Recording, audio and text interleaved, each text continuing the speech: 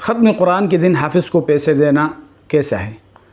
رمضان المبارک میں قرآن کریم کو تراویح میں ختم کرنا یہ قرآن کریم کی تلاوت ہے، یعنی تراویح میں قرآن کریم کی تلاوت کی جاتی ہے اور قرآن کریم کی تعلیم نہیں دی جاتی ہے۔ قرآن کریم کو تراویح میں جو پڑھا جاتا ہے تو وہ کسی کو سکھایا نہیں جاتا، جس طرح قاری صاحب عام حالات میں مدارس میں سکھاتے ہیں یا مسجد میں بیٹھ کر، وہ تعلیم ہوتی ہے اور یہ تلاوت ہے۔ اور قرآن کریم کی تلاوت پر اجرت کسی بھی امام کے نزدیک جائز نہیں ہے۔ تمام ائمہ یہ کہتے ہیں کہ قرآن کریم کی تلاوت چونکہ عبادت ہے اور عبادت خالص اللہ کے لیے ہونی چاہیے، اس کے اندر کوئی اور مقصد یا پیسے یا اس پر کوئی اجرت وہ مقصود نہ ہو۔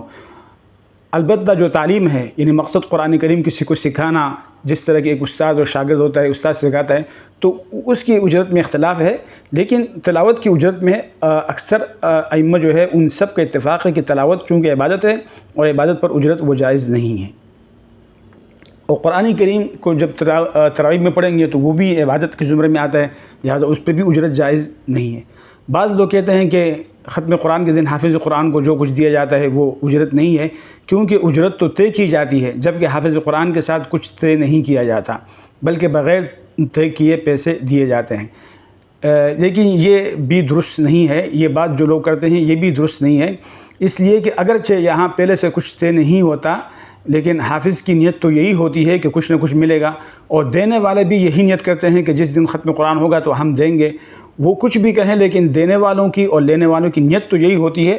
اور جب اس طرح ہو تو پھر المعروف کالمشروط، یہ اسلام کا قاعدہ ہے، فقہ کا ایک اصول ہے کہ ایک چیز اگر باقاعدہ طے نہ ہو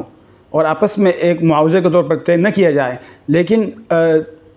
دونوں کی نیتوں میں یہ چیز ہو تو وہ بھی اسی طرح ہوگی جیسا کہ پہلے سے طے شدہ ہے، اور وہ بھی ناجائز ہوگی۔ لہٰذا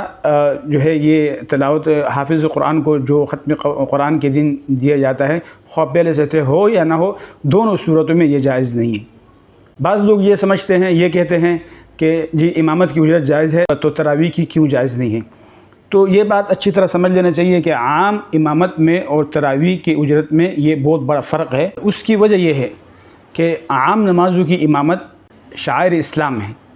یعنی اسلام کے شاعر ہے، اور حکومت وقت کی اسلامی حکومت کی ذمہ داری ہے کہ وہ ائمہ کو وظیفہ دے اور پھر جو ہے وہ امامت کرے، ورنہ وہ ان کے بچے ہوتے ہیں، وہ کھاتے ہیں یا پیتے ہیں تو ان کے لیے اس کی ضرورت ہوتی ہے۔ اگر وہ جب پابند ہوں گے تو اسلامی حکومت کی ذمہ داری ہے کہ وہ ان کو دیا کرے، اور جب حکومت یہ کام نہیں کرتی، جیسے کہ آج کل کا زمانہ ہے، تو پھر اس وقت عوام کو چاہیے کہ وہ چندہ کر کے ان کی تنخواہ مقرر ہو اور وہ ان کو دیا کریں۔ تو چونکہ نمازیں شعائر اسلام میں داخل ہے، وہ عبادات ہیں، اگر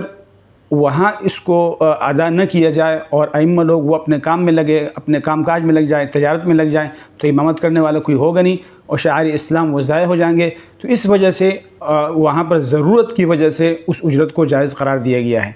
لیکن تراویح میں قرآن کریم کو ختم کرنا یہ شعائر میں سے نہیں ہے، کیونکہ شعائر تو یہ ہوتا ہے کہ اگر چھوڑ دیا جائے تو اس کے ضائع کرنے کا خطرہ ہو۔ یہاں پر تراویح میں اگر قرآن نہ سنایا جائے، سورت تراویح پڑھی جائے تو تراویح تو پھر بھی رہے گی، یعنی تراویح تو ضائع نہیں ہوگی۔ اور قرآن کریم میں تراویح میں قرآن کریم کو پڑھنا، تراویح میں قرآن کریم کو پڑھنا یہ ضروری نہیں ہے، یعنی اس کے بغیر بھی تراویح ہو جاتی ہے، سورت تراویح ہو جاتی ہے۔ لہٰذا اگر کوئی ایسا امام جو بغیر پیسوں کے وہاں پر تلاوت نہ کرے تراویح کے اندر، تو سورت تراویح سے پڑھنا وہ زیادہ ثواب رکھتا ہے اور اس طرح پڑھ لینا چاہیے۔ البتہ اتنی بات ہوگی کہ قرآن کریم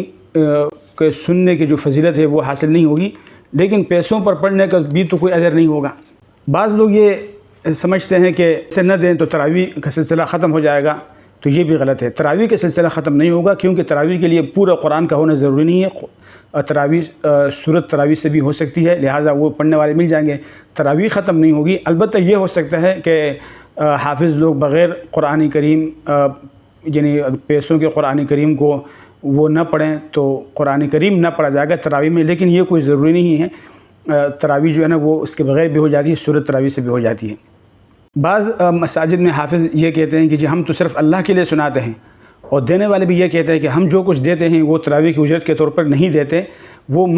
جو ہے وہ اللہ کی رضا کے لیے دیتے ہیں۔ لیکن سوال تو یہ ہے کہ اس دن کیوں دیتے ہیں، ختم قرآن کے دن کیوں دیتے ہیں؟ پہلے سے کیوں نہیں دیتے، اس کا انتظار کیوں کرتے ہیں؟ یہ محض ظاہری الفاظ ہیں، حقیقت میں نیت کا اعتبار ہوتا ہے، عبادات میں نیت کا اعتبار ہوتا ہے، اور نیت یہاں دونوں کی، لینے اور دینے کی ہوتی ہے۔ حافظ کو بھی پتہ ہوتا ہے کہ مجھے ختم قرآن پہ کچھ ملے گا، اور دینے والے بھی ختم قرآن کا انتظار کرتے ہیں، لہٰذا جب دونوں کی نیت یہی ہے تو ظاہری الفاظ کا اعتبار نہیں ہوگا، کیونکہ یہاں پر عبادات کے اندر نیت کا اعتبار ہوتا ہے۔ حدیث میں ہے انما الاعمال بالنیات۔